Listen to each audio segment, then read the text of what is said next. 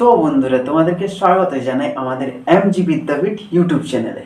তো বন্ধুরা, আজকে আমি প্রথম আমাদের ক্লাস স্টার্ট করছি ইংলিশ গ্রামারের।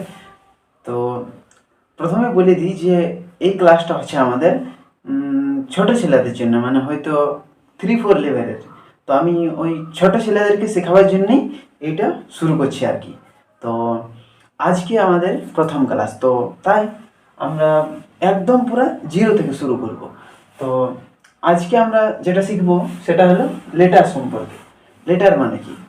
তো এখন আমরা দেখব যে লেটার কাকে বলে, লেটার জিনিসটা কি। তো দেখো, লেটার কথার বাংলা অর্থ হইল বর্ণ। লেটার মানে বর্ণ। আর লেটার কাকে বলে, তো সংজ্ঞাটা আমি লিখে রেখেছি আগে থেকে।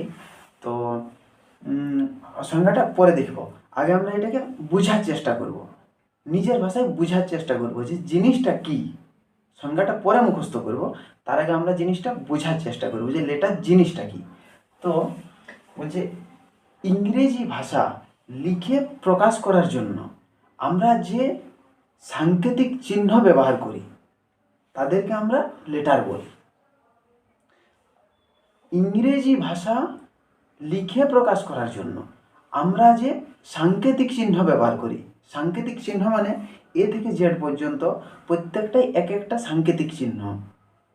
তো ওই ইংরেজি ভাষা প্রকাশ করার জন্য আমরা যে সাংকেতিক চিহ্নগুলো ব্যবহার করি সেইগুলোকে আমরা এক একটি লেটার বলি। বুঝতে পারে কিছু? আরেকবার বলে দিছি, ইংরেজি ভাষা লিখে প্রকাশ করার জন্য যে সাংকেতিক চিহ্ন ব্যবহার করা হয় সেগুলোর প্রত্যেকটিকে এক একটি লেটার বলে, যেমন এ, বি, সি, ডি ইত্যাদি। বুঝতে পারে গেছো? সংজ্ঞাটা তোমরা লিখে নিবে, দেখে নিয়ে আমি বলে দিচ্ছি আরেকবার।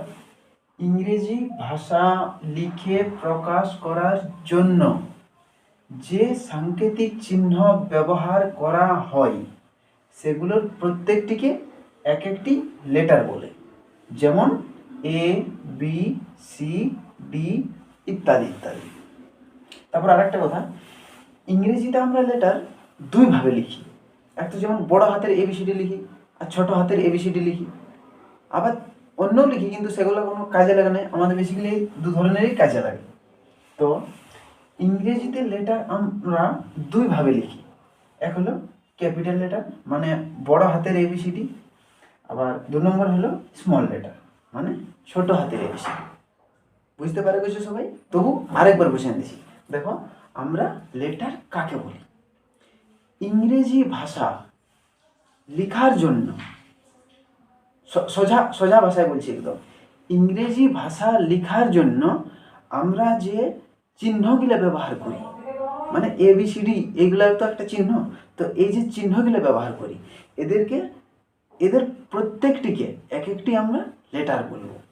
বাস, এটাই লেখা আছে। দেখো, ইংরেজি ভাষা লিখে প্রকাশ করার জন্য যে সাংকেতিক চিহ্ন ব্যবহার করা হয় সেগুলোর প্রত্যেকটিকে এক একটি লেটার বলে, যেমন এটা। তো তোমরা খাতা নিয়ে অবশ্যই বসেছো, তো খাতাতে এগুলো লিখে নেবে, তারপর মুখস্থ করবে। কারণ মুখস্থ না করলে হয়তো বুঝে গেলি প্রথমে, এবার যদি আমরা সেটা মুখস্থ না করি তাহলে সেটা হয়তো 1 দিন 2 দিন 3 দিন পরেই ভুলে যাব, অনেক জলদি ভুলে যাব। তাই বুঝার সাথে সাথে মুখস্থ করে নেওয়া দরকার। আর মুখস্থ না করলে হয়তো আজকে শিখলি এটা, কালকে শিখবো এটা, পরশুদিন হতে হতে এটা ভুলে যাব, পরশুদিন আবার নতুন কিছু শিখবো।